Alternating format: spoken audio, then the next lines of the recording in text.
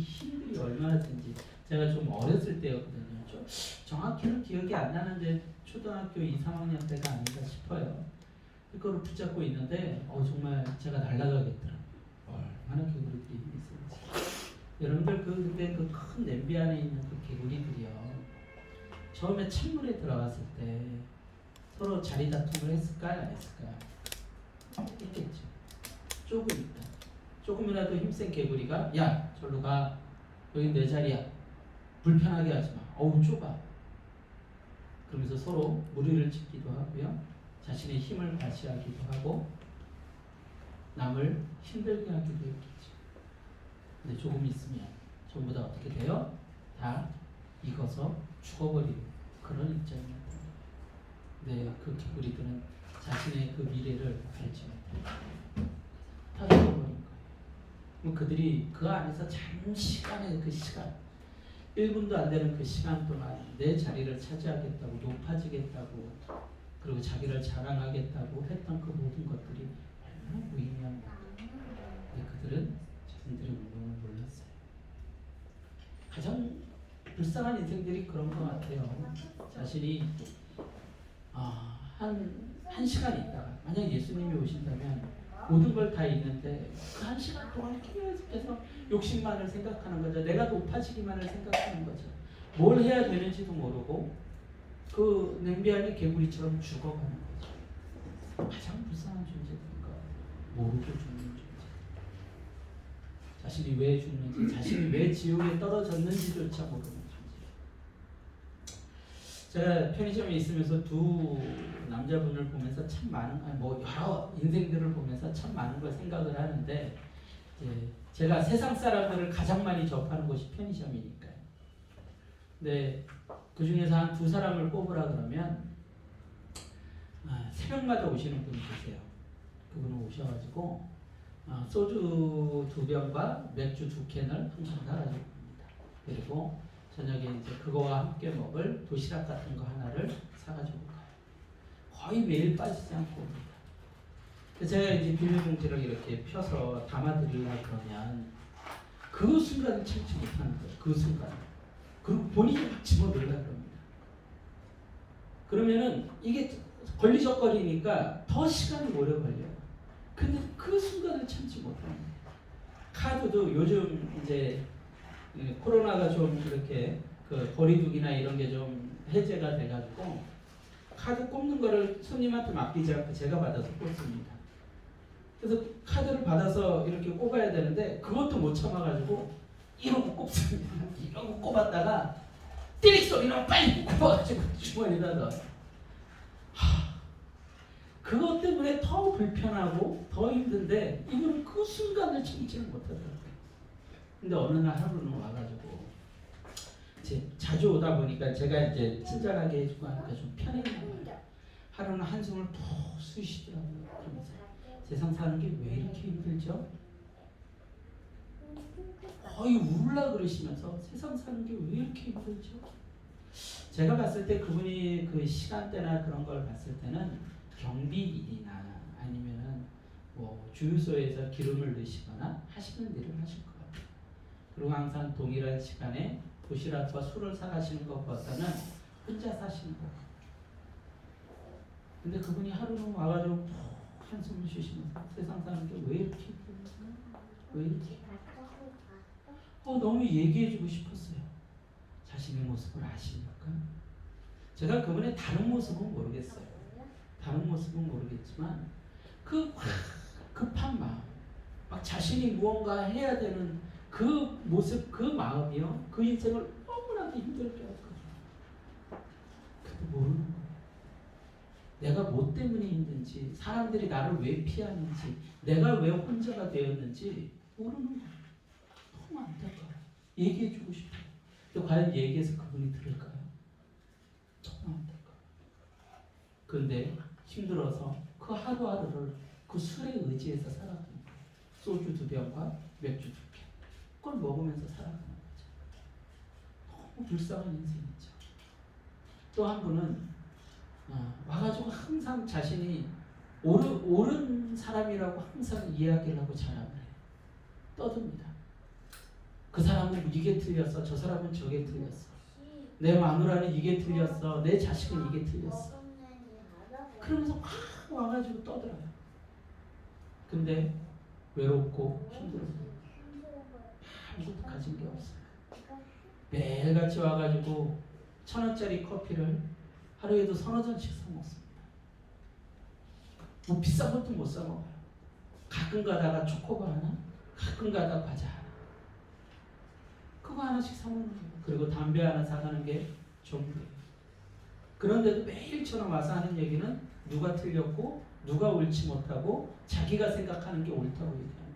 근데 왜 그렇게 살죠? 존경받지도 못하고 아내한테는 거의 버림받다시피 하고 혼자서 그렇게 외롭게 하루의 대부분의 시간을 그 1,000원짜리 커피를 마시면서 담배를 피면서 자신이 사는 그 빌라 앞에서 허름한 빌라 앞에서 의자 하나를 놔두고 지나가는 이 사람한테 얘기하고 저 사람한테 얘기하고 그런데 자신이 무엇가 부족한지 모르는 거예요. 너무 불쌍해요. 너무 불쌍해요.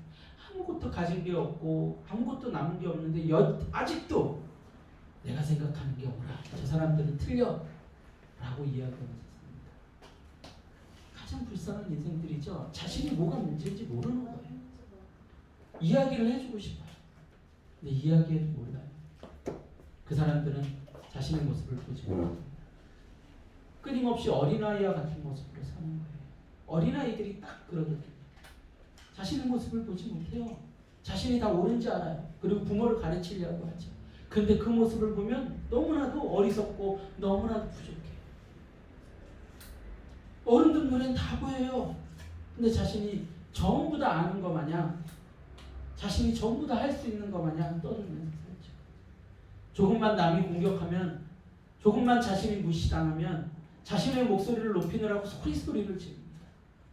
딱 어린아이의 모습으로 사는 그런 인생들이 평생 죽을 때까지 그 냄비 안의 개구리들처럼 그렇게 살아가는 인생. 그래서 하나님께서 그 인생들에게 하나님의 말씀을 주시는 거예요. 말씀이 아니고서는 깨닫지 못하니까. 말씀이 아니고서는 변화되지 못하니까. 하나님의 말씀을 주는 거예요. 그런데 인생은 두 가지 종류로 나눕니다. 그 하나님의 말씀을 듣고 깨닫는 자, 말씀을 들어도 깨닫지 못하는 자. 그렇게 두 부류로 나누는 거예요. 크게 두 부류로. 아무리 얘기해도 모릅니다. 아무리 전해도 몰라요. 아무리 들어도 몰라요. 그저 냄비 안에 개구리처럼 죽어가는 거죠. 오늘 말씀 속에서요. 굉장히 중요한 이야기 하나를 다룰 거예요. 굉장히 인생을 철학해야 되는 한 가지 주제를 다룰 거예요. 이걸 깨달으면 다른 인생을 살 것이고 깨닫지 못하면 맨날 똑같은 냄비 속의 개구리처럼 살아가다가 어느 날 나 왜 이렇게 뜨겁지? 나 죽나? 그때서야 후회를 하면서 죽어가는 인생으로 살지 않을까요?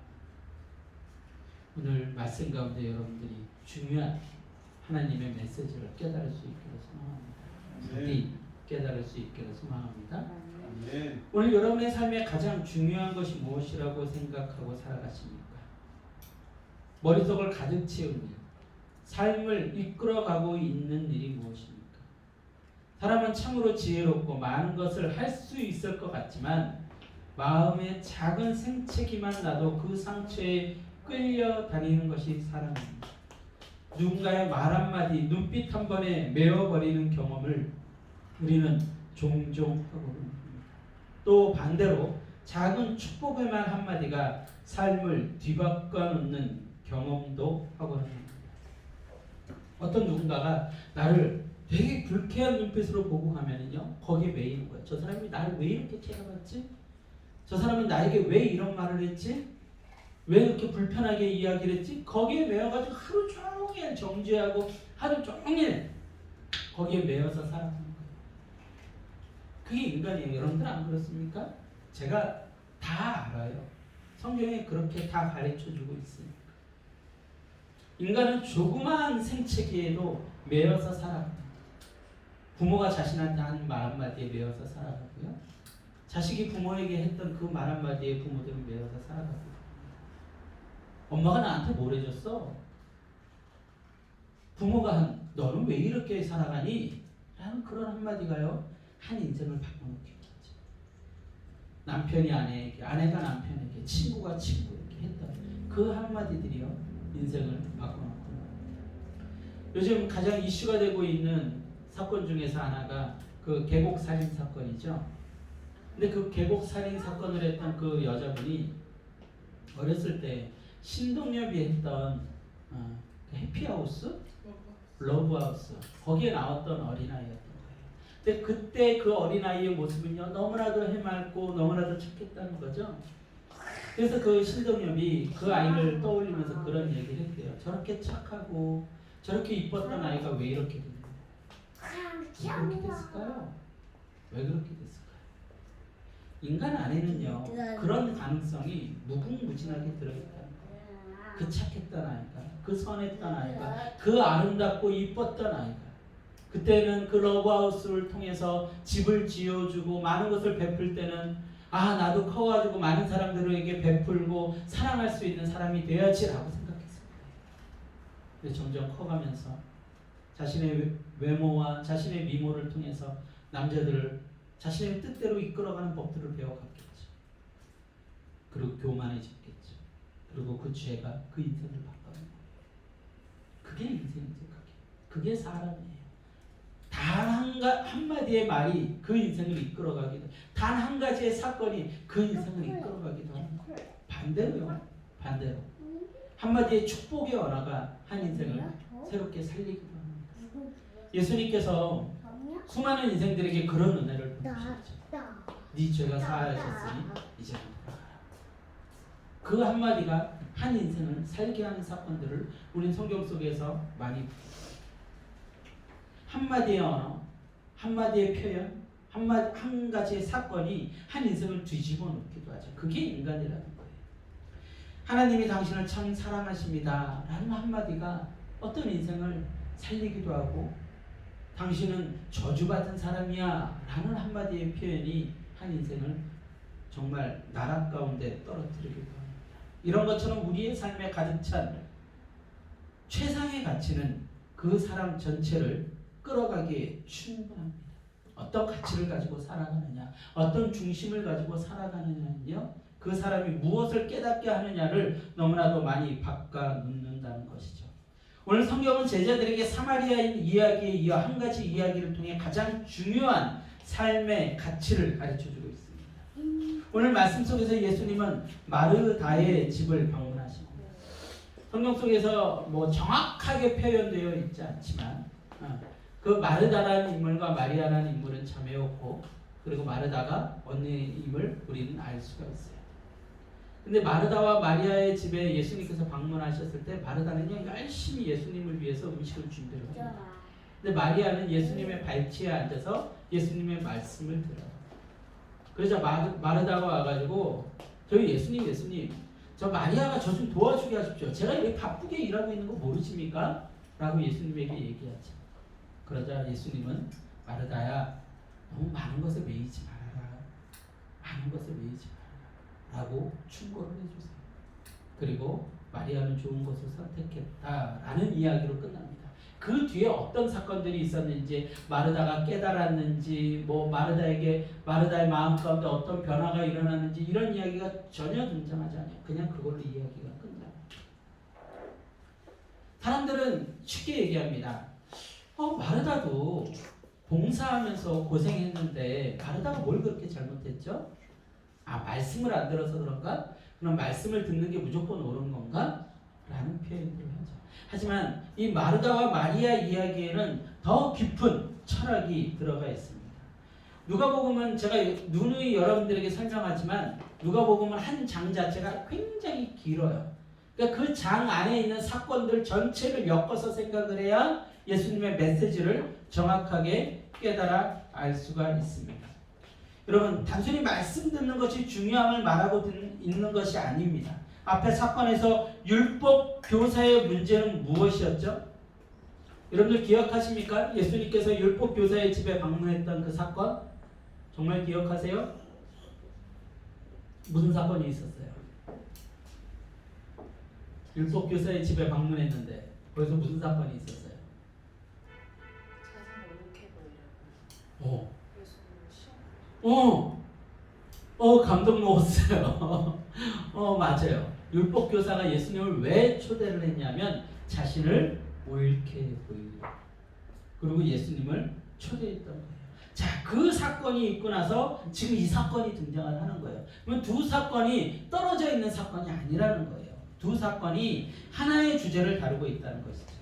자, 그 율법교사는요, 예수님에 대한 호의는 가지고 있었지만 예수님을 진정으로 알고자 하기보다는 그 앞에서 또 사람들 앞에서 드러내는 자신의 모습이 중요했습니다. 그래서 예수님을 시험하는 오류를 범하고 말았죠. 자신을 드러내고자 하는 거예요. 예수님은 그 중심을 알고 있었고, 근데 그 율법교사의 잘못된 점을 누구를 통해서 드러냅니까? 한 여인의 향유를 깨트린 사건을 통해서 드러냈죠. 그 율법교사는 자신을 높이려고 했지만 향유를 깨트린 여인은 어땠어요? 자신을 낮추었어요. 누가 옳은 자입니까? 자신을 높이려고 했던 자가 아니라 자신을 낮추려고 했던 자가 옳은 자였어요. 그 율법교사는 무엇이 잘못됐는지 모르고 있는 거예요. 무엇이 문제인지 모르고 있는 거예요. 무언가 예수님을 초대해가지고 예수님 앞에서 그럴듯한 이야기들을 하면 예수님께 인정받고 사람들한테 인정받을 거라고 생각을 하거든요. 그런데 예수님은 그 율법교사를 인정하지 않았어요. 이 땅에 살아가는 많은 기독교인들이 그런 우를 범합니다. 자신이 높아지려고, 인정받으려고, 자신이 그럴듯해 보이려고 예수님을 섬기는 거예요.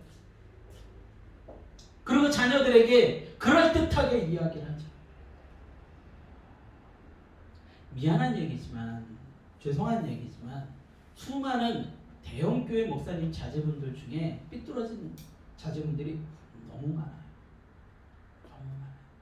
제가 다녔던 그 고향교회에 목사님이 참 그 충영교회 그 목사님하고 너무 인상도 비슷하시고 그 말씀하는 법도 거의 비슷하세요. 항상 딱 어떤 그 교과서 같은 말씀을 전하시는 그런 목사님이셨어요. 근데 그 아드님, 둘째 아드님이 너무나도 좀 상처투성이의 인생이었어요. 그 어머니가 사모님 되시는 분이 자신을 드러내는데 너무나도 익숙한 분이셨어요.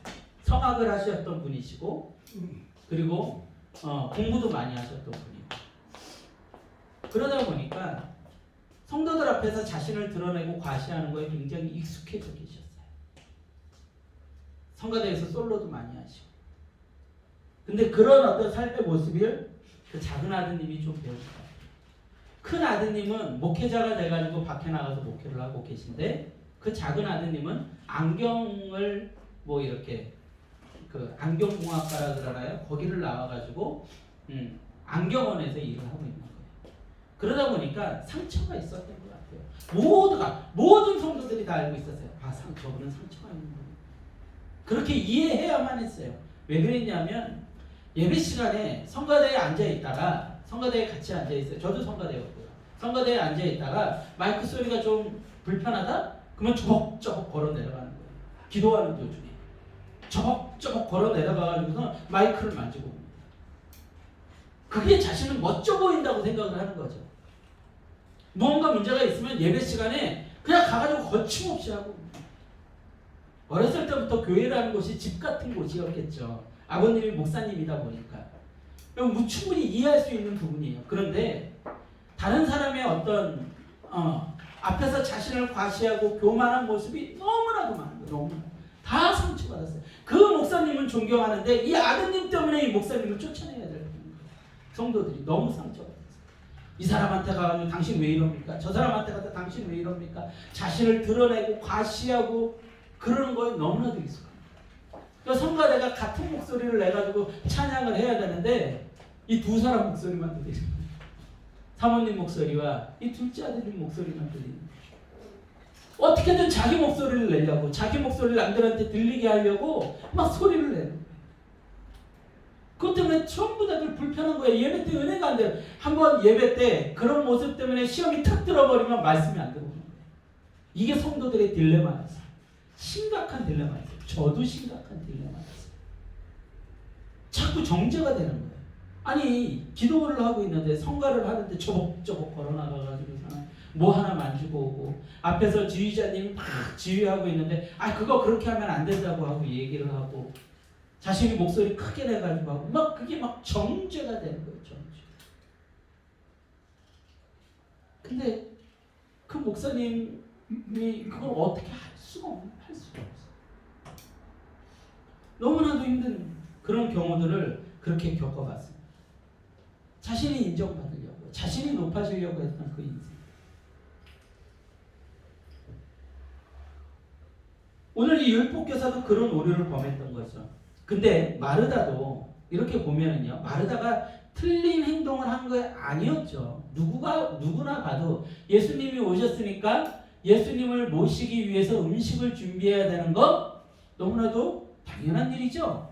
누구나도 할 수 있는 일이에요. 기쁨으로 했으면 더 좋았을 텐데. 마르다의 마음 가운데 무슨 마음이 있었길래 마리아가 불편해 보였을까요?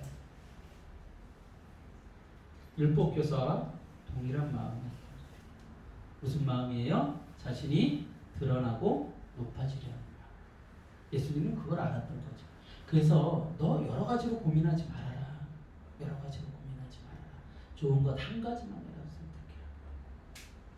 예수님은 모든 중심을 알고 계십니다. 이거를 마르다가 깨달았을까요? 아니요. 못 깨달은 것 같아요. 그래서 성경에서는요, 굉장히 짧게 그 이야기를 끝내버립니다. 예수님 그런 거군요. 제가 나를 과시하려고 했었군요. 그래서 마리아가 불편해 보이고 제가 하고자 하는 일이 좀 안전하게 끝나기 위해서 내가 높아지려고 해서 그랬던 거군요. 예수님 죄송합니다 라고 예수님 앞에 무릎 꿇는 모습은 성경 어디에도 등장하지 않아요. 그냥 그 이야기로 끝나버립니다. 자, 우리 한번 그 말씀을 다시 한번 차분히 한번 읽어봅시다. 누가복음 10장 38절에서 42절이에요. 그들이 길 갈 때 예수께서 한 마을에 들어가시며 마르다라 이름하는 한 여자가 자기 집으로 영접하더라. 그에게 마리아라 하는 동생이 있어 주의 발치에 앉아 그의 말씀을 듣더니 마르다는 준비하는 일이 많아 마음이 분주한지라. 예수께 나아가 이르되 주여 내 동생이 나 혼자 일하게 부는 것을 생각하지 아니하시나이까? 그를 명하사 나를 도와주라 하소서. 주께서 대답하여 이르시되 마르다야 마르다야 내가 많은 일로 염려하고 근심하나 몇 가지만 하든지 혹은 한 가지만이라도 족하니라. 마리아는 이 좋은 편을 택하였으니 빼앗기지 아니하리라 하시니라. 그리고 끝나요 말씀. 더 이상 마르다에 관한 어떤 이야기도 등장하지 않습니다. 대부분 성경 속에서 예수님이 하셨던 이야기 중에 이런 경우들을 몇 가지 사건에서 살펴볼 수가 있어요. 대표적인 사건이 부자 청년 사건이죠. 부자 청년이 와서 어떻게 하면 제가 천국에 갈 수 있으면 구원받을 수 있습니까? 라고 얘기했더니 예수님께서 그 청년에게 뭐라고 얘기를 해요? 네가 가진 모든 것을 팔아서 가난한 자들에게 나눠주고 나를 따르라 라고 얘기를 하죠. 그리고 그 청년은 어떻게 됩니까? 근심하며 돌아가요. 그 다음에 그 청년에 대한 이야기는 어디에도 등장하지 않아요. 이 마르다의 이야기도 그런 뉘앙스를 우리에게 주고 있죠. 더 이상 마르다의 이야기는 들려오지 않습니다. 어떻게 됐을까요, 마르다는? 이 제가 예상할 때는 예수님한테도 상처받고 마리아한테도 상처받고 좀 정죄를 하다가 투덜투덜하면서 음식 준비하고서는 아무것도 얻지 못하고 그냥 그렇게 살았을 것 같아요. 깨달았으면 좋았을 텐데 그랬다면 성경 속에 마르다는 잃었지만 이렇게 깨달아서 예수님의 말씀을 깨달아서 이런 교훈을 주었습니다 라는 기록이 남을 수 있었지 않았을까 싶습니다. 여러분 마르다에게 문제는요 본질을 잊은 초점을 놓친 모습이었어요. 예수님을 모셔다 놓고 자신의 만족을 위해 일하고 있는 거죠. 다시 말하자면 예수님은 중심을 아십니다. 속일 수 없어요. 마르다는 그 생각의 중심이 예수님에게 있는 것이 아니라 뭐에 있었어요? 일에 있었어요. 일에. 예수님은 초대했는데 그 삶의 초점이 완성에 있었고 자신의 보여짐에 있었죠. 누구처럼요? 그 율법교사처럼. 그리고 그것을 통해 자신이 누리게 될 만족에 있었다는 거예요. 율법교사처럼 자신의 만족을 통해 자신의 목적을 이루려고 한 것이었죠. 우리는 주를 위해 일을 한다고 하면서 이런 오류를 많이 범합니다. 예수님을 위해 한다고 하면서 어느덧 그 결과는 자기 만족을 구하고 있는 거죠. 내 뜻, 내 마음을 만족시키기 위해 예수님에게 왜 자신의 뜻대로 하지 않느냐고 항변하고 있는 모습을 발견하게 됩니다. 오늘 마르다처럼 딱 그 모습을 오늘 마르다가 보여주고 있는 거예요. 결국 예수님께 항변하고 함께 뜻을 하지 않는 자들을 정죄하고 있는 모습을 보이게 되는 것이죠. 제가 이런 모습을 어디서 많이 봤냐면 예전에 찬양단에서 엄청 많이 봤어요. 찬양. 제가 고등학교 시절부터 경배와 찬양이라는 게 전국을 휩쓸기 시작을 합니다. 그러면서 지역마다 조금 규모 있는 교회는 찬양단이 다 만들어졌어요. 그리고 지역마다 목요 찬양이 다 생겼습니다. 그래서 도란노 그 온누리교회 그 서빙고에 있는 거기를 중학교 때부터 지하철을 타고 막 다녔었어요. 그때 한참 그 서빙고에 있는 그 온누리교회 그 경배와 찬양이 인기를 끌 때는 제주도에서까지 올라왔습니다. 제주도에서까지. 거기에 와가지고 찬양하고 싶어가지고 온 전국에서 사람들이 모여들었어요. 그래서 일찍 가지 않으면 자리가 없어서 항상 그 본당이 아닌 다른 곳에서 영상으로 예배를 드려야 되는, 아예 교회에 들어가지도 못하는 그런 일들이 벌어졌어요. 그러다 보니까 이제 지역마다 찬양단들이 생기고 큰 교회들이 찬양팀들을 만들기 시작을 한 거예요. 그리고 목요 찬양이라는 걸 시작하기 시작했죠. 음악을 하는 친구들이 전부 다 모여들어가지고 기타 치고 드럼 치고 뭐 베이스 치고 피아노 치고 막 모여듭니다. 근데요, 싹 사라졌어요. 거의 다 사라졌어요. 지금 여러분들 찬양팀 기억나는 거 뭐 있습니까? 마커스, 예수전도, 요 한 2개 정도 다 사라졌어요. 지역마다 수천 개가 있던 찬양들이 다 사라졌어요. 처음에는 사람들이 이제 서빙고까지 안 가도 되는구나 라고 모여들 거죠. 그래서 수백 명, 수천 명이 모여서 지역에 있었던 큰 교회들에서 모여서 찬양 집회들을 한 거예요. 근데 몇 달이 지나고 몇 년이 지나고 그러면서요, 수십 명 모여가지고 예배드리고, 그러다 보니까 찬양팀 하던 사람들이 전부 다 빠져나가. 이런 일들이 벌어져요. 왜 그랬을까요? 다 자기를 자랑하려고 하는 사람들이 없었어요. 은혜가 안 되는 거예요. 음악적 완성도는 높이려고 하죠. 그런데 낮아지는 사람은 없는, 예수님을 아는 사람은 없는 거예요. 그 찬양팀에서 막 드럼 치고 멋지게 막 그 순간에는 눈물 흘리면서 막 앞에서 막 눈물 흘리며 기타를 치고 찬양 인도를 하고 있던 사람들이요, 대학 가고 이러면서 사회생활 하면서 술 마시고 담배 피고 이런 모습들을 그 후배들한테 보이는 거예요. 아무런 은혜가 되지 않는 거죠. 그들의 만족은 오직 뭐였어요? 사람들 앞에서 내가 공연하고 있는 거. 그건 공연이었어요? 찬양 집회가 아니었어요. 다 사라졌습니다. 자신을 높이려고 했던 그 모습들로 그 어떤 감동도 주지 못합니다. 근데 아무도 몰랐던 거예요. 그들 스스로도 몰랐던 거예요. 제가 아는 그 청년 선배 중에 모든 악기를 다 다루는 분이 계셨어요. 오죽했으면 아버님이 장로님이고 어머님은 권사님이시고 자기의 음악실이 따로 있었어요.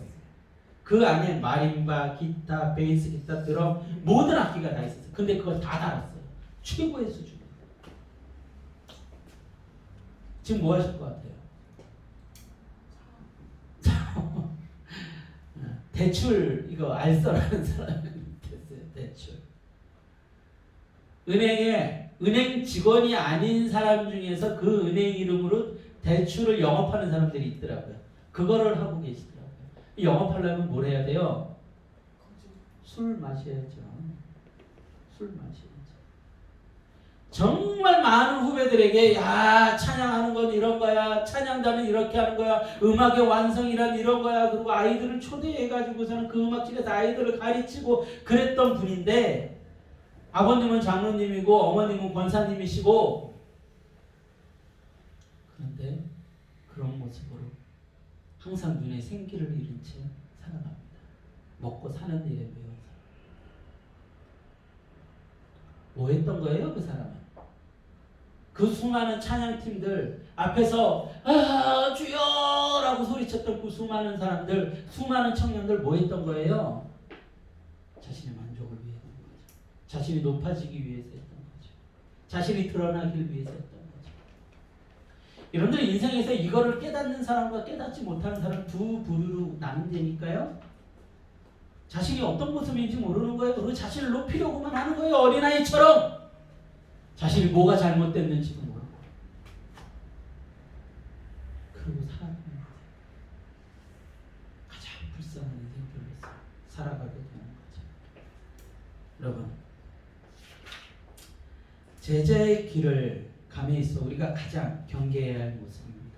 본질이 흔들려 버리는 제자의 길은 예수님을 답답하고 힘들게 할 뿐입니다. 그 청년들이 얼마나 많은 것들을 부르짖고요. 교회 안에 그 청년들뿐만이 아니라 제가 보면서 가장 답답했던 모습들이 그런 모습들이었어요.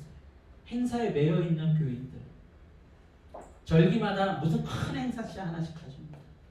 뭐 그 행사를 왜 하는지, 무엇이 본질인지도 모르고 그 행사 때문에 싸우고도 앉는 거예요.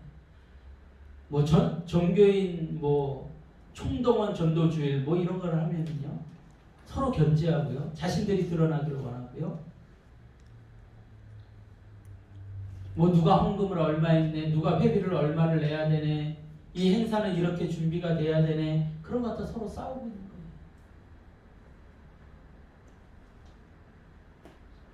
좀 몇 달 지나면 또 무슨 행사가 있습니다. 또 몇 달 지나면 무슨 행사가 있어요. 거기에 매여서 성도들이 그냥 끌려다니는 거예요. 거기에 바빠가지고 막 정신없이 살아들 가는 거예요. 정말로 예수님은 알까 싶을 때가 많아요. 정말로 예수님이 저걸 원하실까 싶을 때가 많아요. 그런 제자들의 길은요, 예수님을 답답하고 힘들게 할 뿐입니다. 오늘 좋은 길을 선택한 마리아는요, 무엇을 선택했어요? 예수님을 아는 길을 택했습니다. 자신을 드러내는 신앙이 아니라 예수님을 알기 원하는 신앙을 보였어요. 제자들에게 가장 중요한 것이 무엇입니까? 어떤 프로젝트, 일의 완성입니까? 아닙니다. 가장 중요한 것은 예수님을 아는 것입니다.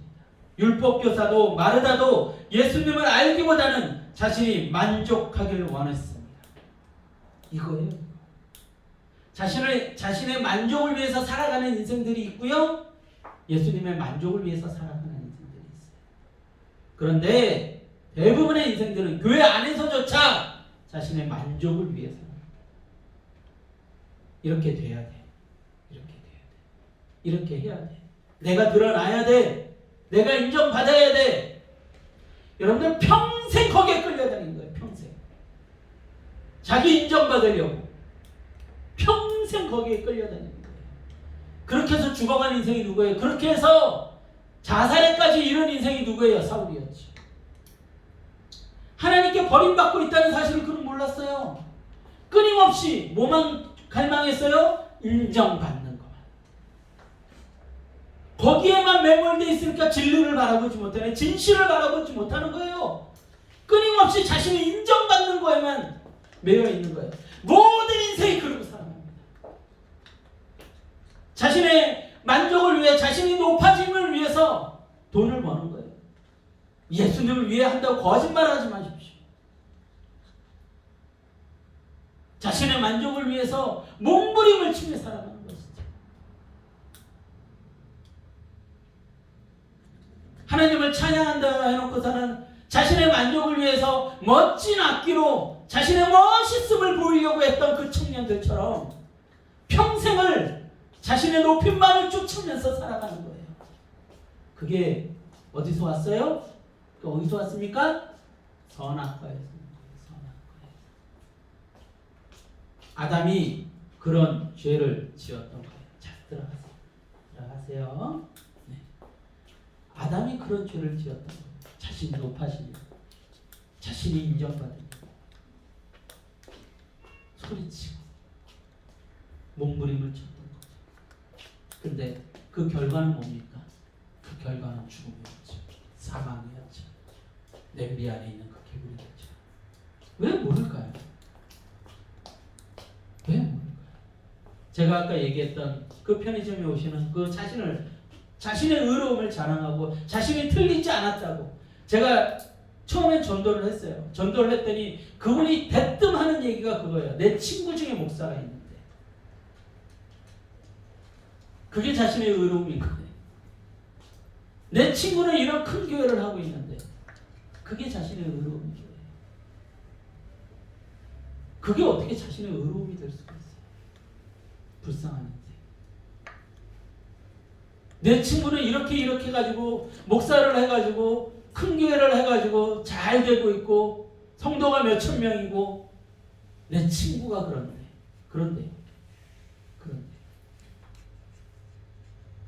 그런데요 자신은 죽어가고 있잖아요. 왜 모를까요? 평생 책 한 번 제대로 읽지도 않고요.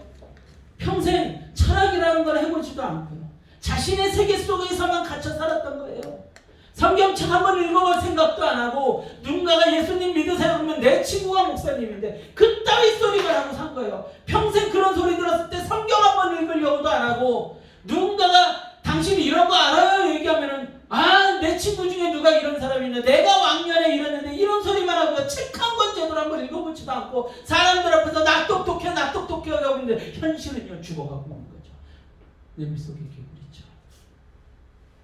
하나도 똑똑하지도 않은데 하나도 자랑할 거 없는데 나 이렇게 잘났어 나 좀 봐줘 나 잘났는데 그런데 하루 종일 담배 하나에 커피 3잔을 가지고 하루를 살아가는 인생.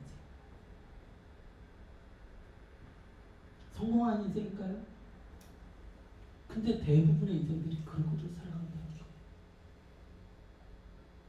자녀들을 교육하는데요 정말로 자신의 인생을 돌아보면서 예수님 앞에서 무릎 꿇고 정말로 성경을 깊이 묵상하고 자녀들을 가르치는 부모들 나는 거의 본 적 없어요. 근데 자신의 생각, 자신이 살아온 그 인생의 지혜로 자녀들을 가르치는 거예요. 그럼 그 자녀는 또 어떻게 돼요? 상처투성이 인간이 되는 거죠. 여러분들 자신의 모습을 볼 수 있어야 돼요. 오늘 성경이 우리에게 가르쳐주고 있는 게 그거예요. 마르다가 뭘 잘못했나요? 마르다가 뭘 잘못했습니까? 왜 성경 속에 그가 변화된 모습조차 찾아볼 수 없었고 그는 예수님께 책망만 받고 끝났어야 됐어요. 뭘 못했어요? 그가 열심히 살지는 않았습니까? 열심히 살았잖아요. 예수님을 모시지 않았어요? 예수님을 모셨잖아요. 예수님을 초대했잖아요. 근데 뭘 못했어요? 자신의 모습을 보지 못한 거죠. 뭐가 문제인지 몰랐던 거예요. 뭐가 문제인지. 가장 불쌍한 인생. 너무 불쌍해요. 너무 불쌍해요. 성경 속에서 그 이야기가 끊어져 버린 인생들. 생명책에 기록되지 못한 인생들.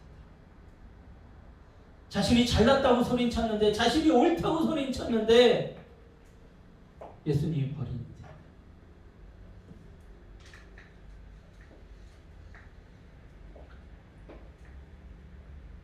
마리아는요 의롭지 않은 자신의 부족함을 인정하고요 의로우신 예수님께 배우고 예수님을 알기 원했습니다.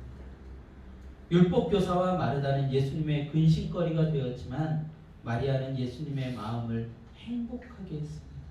자, 마리아가 어떤 방법으로 예수님을 행복하게 했나요? 마리아가 어떤 방법으로 예수님을 행복하게 했나요? 말씀 들은 거요? 단순히 그거예요? 어떤 방법으로 예수님을 행복하게 했어요? 좋은 편을 택했어요. 좋은 편을 택했어요? 그 좋은 편이 뭔데요? 예수님을 알기 원해서 자신을 낮춘 거였어요. 예수님의 발치 앞에 엎드려 있는 거였어요. 여러분 자신을 낮추지 않으면 예수님의 말씀 절대 들리지 않아요. 높아지려고 하는 사람한테는 예수님의 말씀 절대로 들리지 않아요.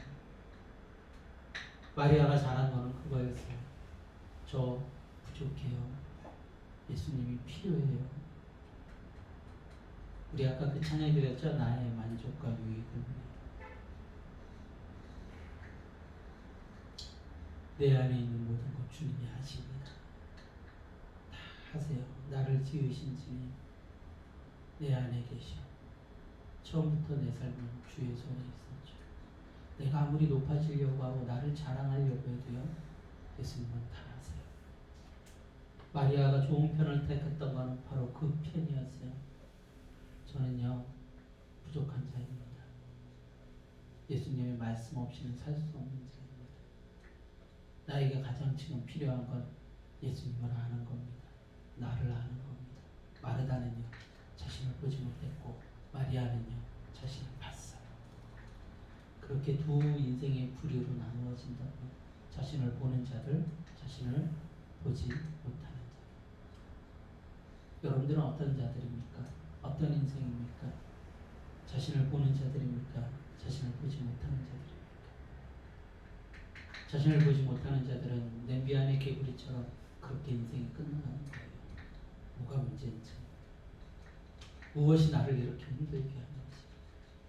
그 밤마다 술을 사러 와서 왜 인생이 이렇게 힘들죠? 라고 얘기했던 그 아저씨처럼 자신의 인생이 왜 힘든지조차도 모르고 살아갑니다. 나 때문에 왜 저 사람들이 상처받는지조차도 모르고 살아갑니다. 수없이 그런 사람들을 봅니다. 수없이.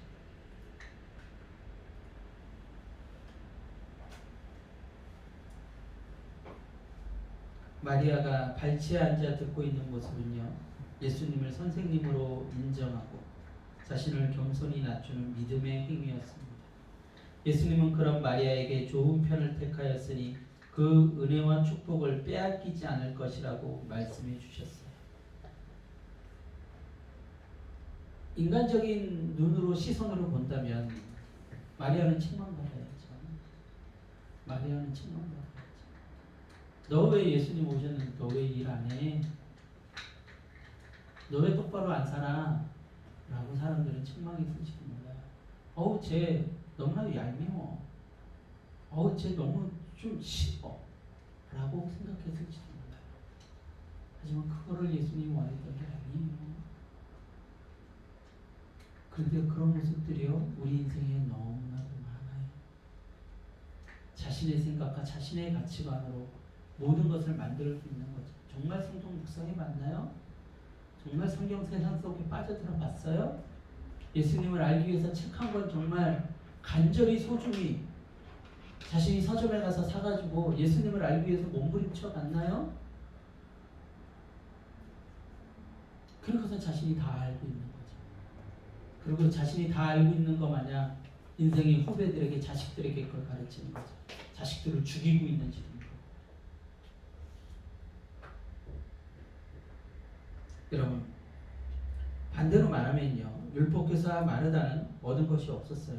많은 말씀을 알고 있고 자신을 자랑하고 많은 일을 해서 사람들에게 인정은 받았을지 모르지만 거기에는 자기 만족만 있고 예수님의 채우심은 없습니다.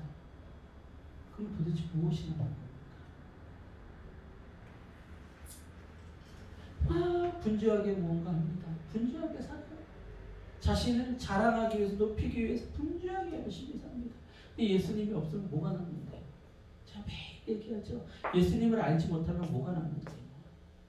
자신을 아무리 자랑해봐야, 높여봐야, 나 이렇게 잘난 거 많아요 라고 뭐 붙잡고 살아봐야 나이 먹으면요 아무것도 남지 않아요. 제가 아까 얘기했던 그 악기 기가 막히게 치던 그 남자분, 응? 그 선배, 자녀가 3명이에요. 근데 그 부인이 공무원이었어요. 공무원. 그것도 나름 알아주는 6급인가 하는 공무원이었어요. 근데 이분이 대출 쪽에서 일을 하다 보니까 불법으로 공무원 통해서 대출 받는 법을 알아버린 거죠. 대출을 잘못 받아가지고 그분 공무원에서 잘렸어요. 큰 소리 쳤었거든요. 남들이 부러워했거든요. 야, 너 부인 공무원이야? 야, 이 여생은 걱정 없겠다. 어?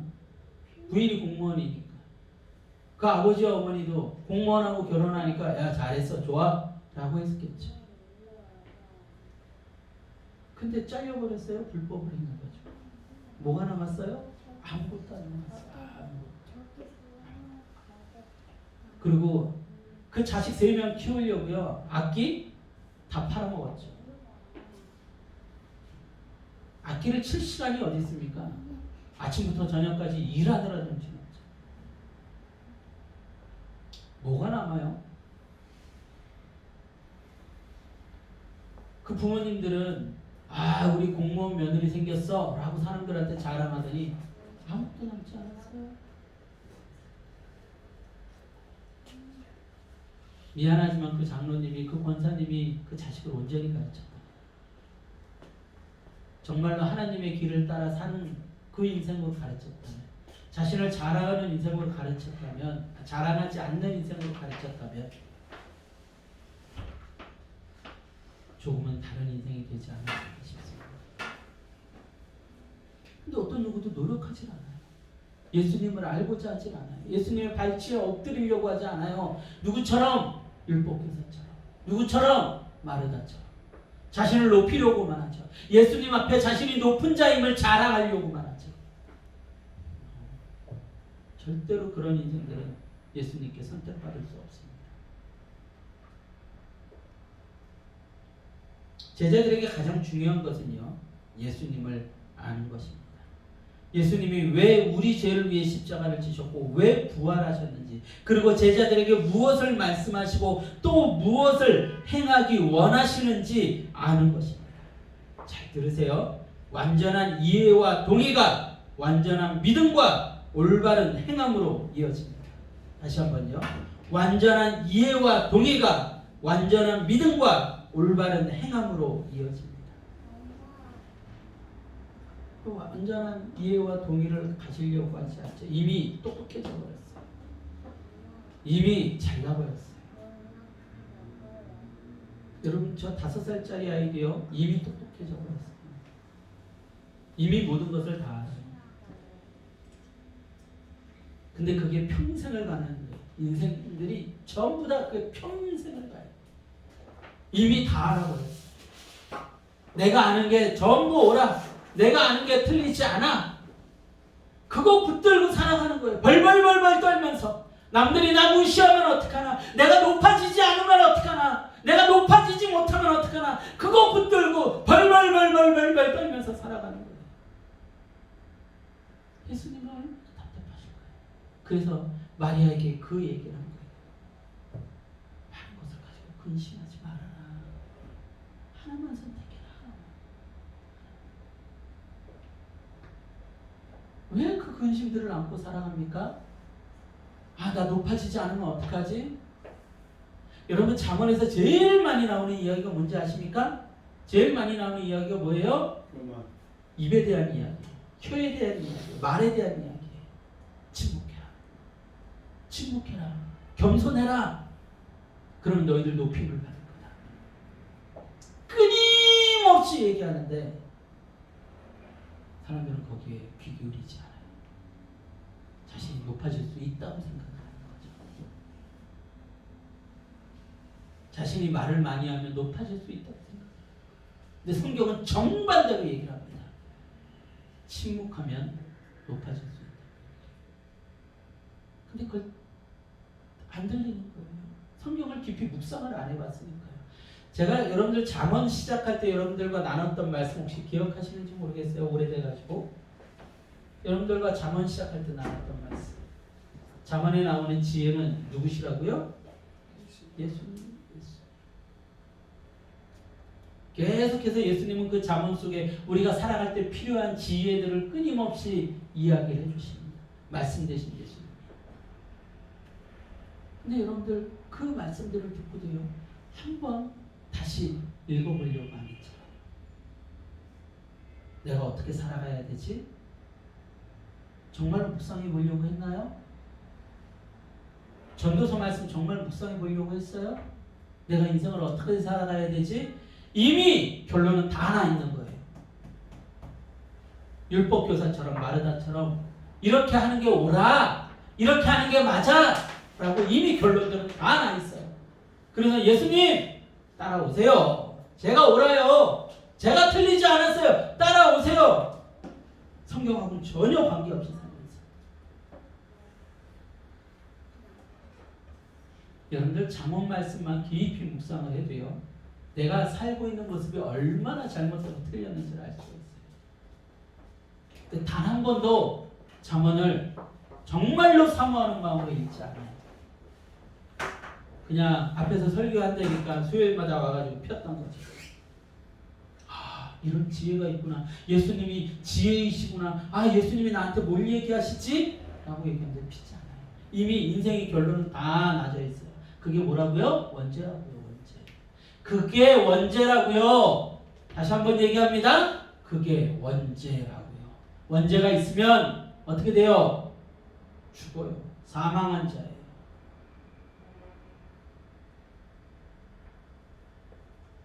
아담과 하와가 그래서 에덴에서 쫓겨났다. 하나님처럼 되려고 해서, 하나님처럼 되려고 선악과를 따먹어서 쫓겨났다.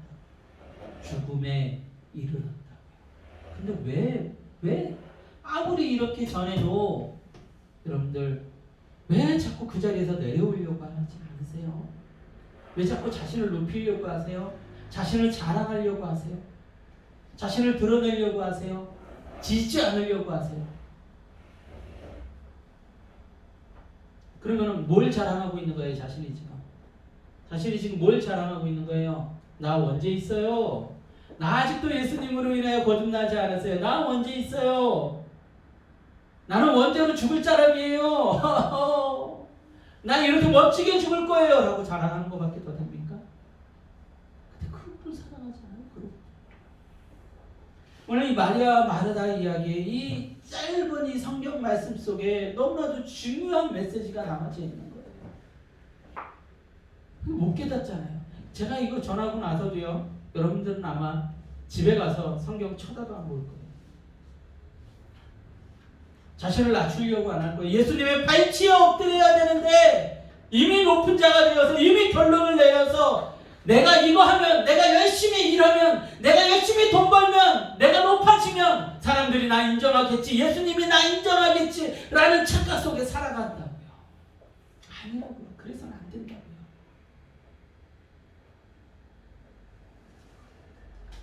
여러분, 제자들에게 가장 중요한 것은 예수님을 아는 것입니다. 오늘 우리의 삶의 가장 중요한 가치가 무엇입니까? 자신을 드러내는 것입니까? 아니면 일의 완성입니까? 아니면 예수님을 알고 참된 제자가 되는 것입니까?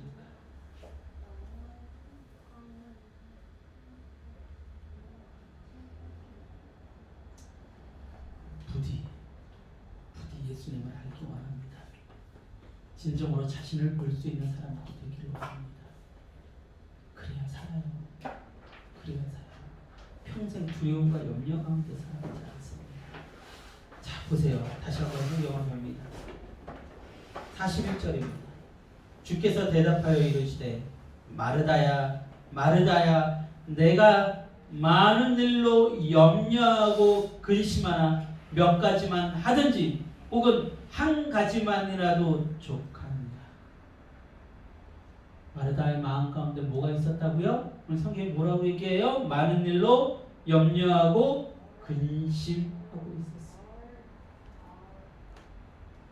그 안에 예수님은 없고 자신만 있었기 때문에 그래서 많은 일로 근심하고 염려하는 거예요. 어떻게 하면 내가 높아지지? 어떻게 하면 내가 인정받지? 내가 어떻게 하면 하나님처럼 되지? 내가 어떻게 하면 날 자랑하지? 이걸로 가득 차 있는 많은 일로 염려하고 근심하게 되는 거예요. 예수님은 그걸 아는 거예요. 제발 거기서 벗어나서 자유로워지기를 원하는 거예요. 지금 마리아는요, 단 한 가지만 기대하고 있어요. 뭐만 기대하고 있어요? 예수님의 발치에 엎드려 예수님을 아는 것만 기대하고 있어요. 그것이 마리아에게 무엇을 주었어요? 자유함을 주었어요. 무언가 인생을 분주하게 만들지 않았어요. 많은 염려와 근심이 있는 삶을 살게 만들지 않았어요. 마리아에게 그런 게 필요 없었어요. 누구를 알고자 하는 마음 하나만 있었어요. 예수님을 알고자 하는 마음 하나만 있었어요. 그게 마리아에게 자유함을 준 거예요. 자유함. 여러분들 다윗이라는 인물이요, 예수님께 인정을 받았죠. 다윗이요, 예수님께 인정받았던 아주 가장 중요한 이유는 그거였어요. 그는 예수님 한 분을 사랑하는 것, 하나님 한 분을 사랑하는 게 그의 인생의 그저 단순한 목적이었어요. 그것을 가지고 그 목적 하나를 바라보고 그것이 최상의 가치가 돼서 살아가니까 한 나라의 왕이 되어서도 그것을 이끌어가면서도 오직 한 길로 갈 수 있었던 거예요. 고민하지 않아도 되는 거예요. 무엇이 기준이 되면 되는 거예요? 하나님의 영광만이 기준이 되면 되는 거예요. 고민하지 않아도 되는 거예요. 내가 어느 대학을 가야 되지, 내가 어느 직장을 잡아야 되지, 내가 무슨 집을 사야 되지, 내가 누구와 결혼을 해야 되지, 내가 어떤 자식을 낳아야 되지, 다 필요 없어요. 다. 왜 그런 수많은 근심과 고민을 왜 하고 살아요? 내가 그걸 왜 하고 살아요? 그 가치관을 누가 결정하니까 그 고민을 하고 살아요? 내가 하고 사니까. 그 결과에 대한 책임을 누가 져야 되니까? 내가 져야 하니까. 얼마 전에 아내랑 그런 이야기를 좀 했어요. 아이 낳고 키우는 문제에 대해서. 제가 아내한테 그랬어요. 뭘 걱정이야. 하나님 알아서 하실 텐데. 그러네요. 하나님이 알아서 하실 텐데. 얼마나 심플한 삶입니까? 아, 내가 이 아이를 낳아서 이 아이를 학교를 이런 데를 보내고 공부를 이렇게 시키고 그런 다음에 얘를 대학을 이런 데를 보내고 직장을 이런 데를 보내면 사람들이 날 좀 높게 볼 텐데 고민들을 하고 사니까요. 그 인생들이 복잡스러운 거예요. 단 한 가지 고민만 하면 살면 돼요. 예수님을 아는 거. 예수님이 어떤 분이신지 아는 거. 그 고민 하나만 하면 살면 돼요. 예수님을 어떻게 기쁘게 해드릴까? 하나님께 어떻게 영광을 올려드릴까? 그 고민 하나 하고 살면 돼요. 그리고 고민스럽지 않은 거예요. 요즘 제가 교회를 되게 어려웠을 때 교회를 정리하고 좀 작은 데로 가든가 아니면 돈을 좀 아낄 수 있는 방법들을 찾아야 되겠다. 엄청 고민을 했어요. 바보짓이었어요. 바보짓. 왜 고민했지? 싶어요. 하나님이 거짓말처럼 그 상황을 다 해결해 버리시는 거예요. 제가 가끔씩 얘기하잖아요. 여러분들 우리 한 달에 고정적으로 나가는 교회에서 고정적으로 나가는 월세만 100만 원이 넘어요. 전기세랑 해가지고 제 사람이 교회가 힘들 때는 20만 원, 좀 넉넉할 때는 40만 원 이렇게 사람이 받아요. 그러면 총 한 달에 나가는 금액이 이것저것 또 가스비도 나가야 되고 하면 150만 원씩은 나가요. 11조 가정 두 가정이잖아요. 이거 어떻게 유지돼요? 우리 가끔씩 무슨 절기 때마다 맛있는 거 먹으러 가죠? 여름이면은 어디 여행 가죠? 그런데요, 한 번도 통장이 말라본 적이 없어요. 이거 어떡하지? 다 끝나가는데? 큰일이다 라고 생각했더니 하나도 문제될 게 없는 거예요. 요즘은요, 그냥 가끔씩 부동산에서 연락이 와요. 예전에 연락해놨다. 그럼 보러 오세요. 에휴, 나갈 때가 되면 나가고 우리가 옮겨가야 될 때가 되면 옮기고 있어야 되면 있는 거고. 그게 하나님의 사람이 사는 방법이죠. 그렇다고 제가 열심히 안 삽니까? 저처럼 열심히 사는 사람 찾기 힘들걸요? 하루에 잠 서너 시간을 자는데 그것도 3번에 나눠서 쪼개서 자면서 그렇게 사는 사람 아마 찾기 힘들걸요? 그러면서 편의점 하죠. 목사로서 일하죠. 그렇게 막 열심히 사는 사람 아마 드물 거예요. 제가 열심히 안 사냐고. 그런데 고민하며 살지 않잖아요. 행복해요. 행복해요. 항상 제가 가진 모든 것들을 주님을 위해서 살아야 된다는 그 가치관 하나를 가지고 살아가니까 고민스럽지 않은 거예요. 누군가가 저를 무시해요? 그러면은 그냥 하나님께 맡기는 거예요. 왜 그거 갖다 자신이 자신을 높이려고 애를 써요? 나 이런 좋은 집에 살아야 돼, 좋은 차를 타야 돼. 왜 애를 써요? 때 되면 하나님이 다 주시는데, 때 되면 하나님이 그 인생을 아름답게 하시는데. 여러분들 그 다윗이요, 그 사울에게 쫓겨가지고 광야길을 10년이 넘게 방황을 했잖아요. 근데 다윗이 괴로워서 막 힘들어가지고 사람들을 의지하기보다는요 그냥 하나님을 찾는 거야. 그렇게 그가 뭐가 돼 있어요? 왕이 돼 있잖아요. 왕이. 저는 지금도 하나님 안에서 기대감을 가지고 살아요. 기대감을 가지고. 여러분들도 제발 이제 그렇게 살아갔으면 좋겠습니다. 마르다처럼 자신의 염려와 근심을 가지고 막 이것저것 메워가지고 이거 해야 되는데 저거 해야 되는데 예수님이 그것 때문에 우리를 불쌍히 여기셨던 거예요. 죽음에 매여서 세상에 매여서 살아가는 인생들을 보면서 분주하게 살아가는 그 인생들을 보면서 아니요 그러지 마세요. 오직 한 가지 하세요. 오직 한 가지. 뭐예요? 나를 낮추고 예수님을 알기 원하는 것. 내가 부족하다고 고백하고 예수님 발 앞에 엎드리고 그거 하나면 됩니다. 그거 하나면 돼요. 여러분 모두가 부디 그러한 삶을 살 수 있는 여러분의 믿음이 되기를 소망합니다. 네. 찬양 기도합시다.